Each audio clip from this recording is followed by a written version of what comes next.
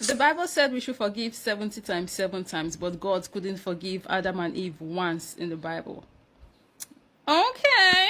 Of course, the book that was brought to us by colonizers and enslavers has in there that we should forgive 70 times, 7 times. Why? Because if they can't get us to continue to forgive them, they get to be able to continue doing all the fuck up shit that they were and still are doing against us. When somebody slap you on one cheek, turn the other cheek.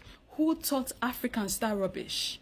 Colonizers and enslavers using their Bible. Why? Because of course they didn't want us fighting back when they were beating us. So of course they taught Africans, the godly, the Christ-like thing to do when somebody is hurting you is let them hurt you more. Because they were the ones hurting us. And they wanted to be able to continue doing just that. Love your enemies and pray for those who persecute you.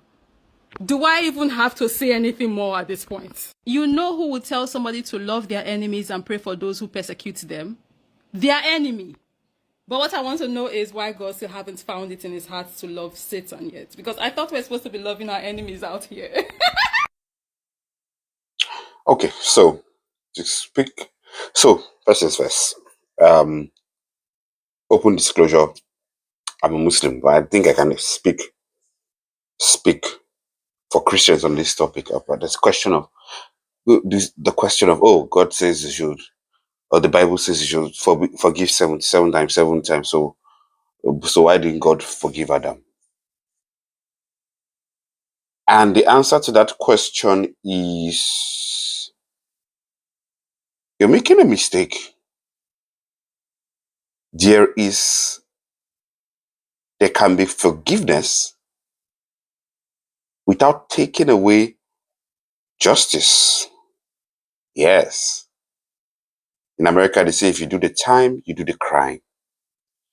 So what am I saying, for example? Very often you see in American courts where the family of victims of people who have been murdered uh, uh, come into court, and then the person who killed their family member is sentenced to like 30 years in prison, and they go, I forgive you. And then they give the person a hug, they actually embrace the person and everything. But that doesn't mean the person doesn't go to jail, or the request that the person does not go to jail. Why? Because actions have consequences.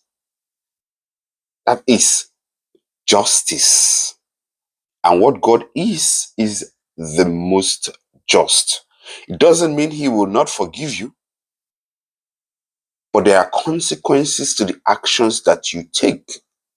Abraham was the prototype, the first man prototype. And God had to lay down his laws in the life of Abraham. So ultimately, Abraham is one of the most loved creation of God. Abraham, I am taught to believe as a Muslim, and was a prophet of God and ended up in heaven. Would end up in heaven. Ultimately, God embraced him.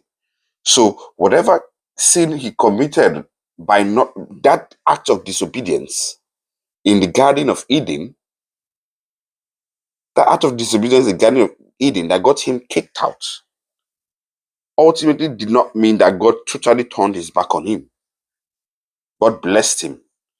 God blessed him with a nation, but he paid the price. He paid the price for his actions. And this is a problem that we have in society. People do wrong and then they expect, oh, I did, forgive me. We have politicians who steal and everything, and then the people from their community scream, oh, forgive him. We can forgive him, but he has to go to jail. Forgiveness does not mean that people do not pay the price for their actions. I'll have this lady also understand that the Bible is not a European book. It actually has its origins in the Semitic world, in the land of Palestine, the land formerly known as Judea and Samaria, presently recognized by some people as Israel.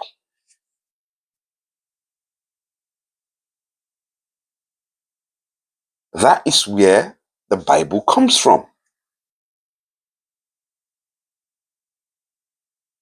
It is not, yes, Europeans weaponized the Bible. They weaponized the Bible to enslave Africans. But this was not something the Europeans went and concocted in corners to use. Yes, the Bible was weaponized against Africans. There are a lot of things. The topic of harm, how some people have mistranslated the whole harm thing to how they use the whole harm thing to enslave Africans, for which I know as a Muslim fully do not believe in. I know a lot of Christians do not believe in that. I've seen Christians that still believe in that. It's unfortunate.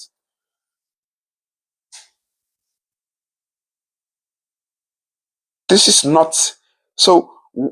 That's one thing. The Bible is not a European book. And when it says, "Oh, pray for your enemies, pray for your enemies, love your enemies," that's because God absolutely believes in salvation of people who are bad. You can be the most horrible human being today, but you could become good tomorrow. Why does God not forgive Satan? Because Satan has cast himself into eternal damnation. There is no coming back for him. But for every single man that lives on this earth, forgiveness is an option for him.